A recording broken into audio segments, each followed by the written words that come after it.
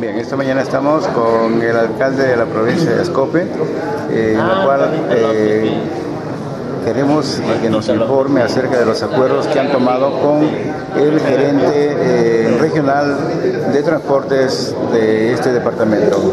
Doctor, buen día.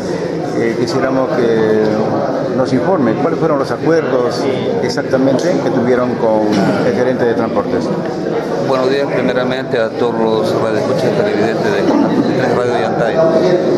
En sí, para nosotros es la tercera reunión prácticamente lo que tiene que ver con la problemática de transporte, ¿no? Es la tercera reunión y en esta oportunidad ha sido con la presencia del gerente regional de transportes y comunicaciones, ¿no? En verdad, para nosotros es un espaldarazo tremendo como autoridades elegidas democráticamente, que una persona que tiene la parte ejecutiva de transporte esté presente con nosotros, es una decisión descentralizada y viendo in situ la problemática de transporte de la provincia de Ascope, ¿no?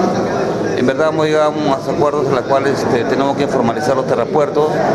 Hay normas técnicas que los terrapuertos que existen en la provincia de Ascope tenemos que adecuarnos a estas normas técnicas para tener una resolución de la Gerencia Regional de Transporte, de una resolución como una formalidad.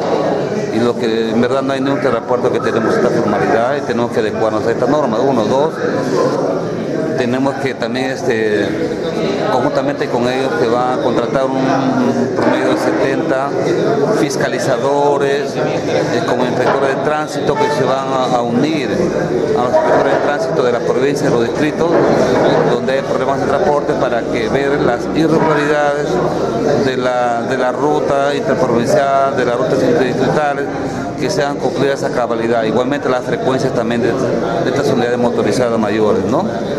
Yo creo que es muy importante su presencia de ellos. También ha estado la gente de Roma, también está presente, en vista de que la municipalidad de Casa Grande ya tiene un perfil de un terrapuerto, ¿no?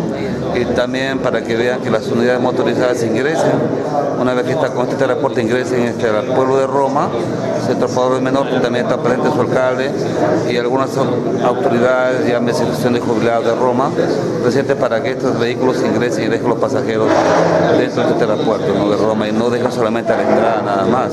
Doctor, o sea, hay una esperanza que nuevamente estarán retomando las unidades de ingresar al Centro Poblado de Roma, ¿verdad?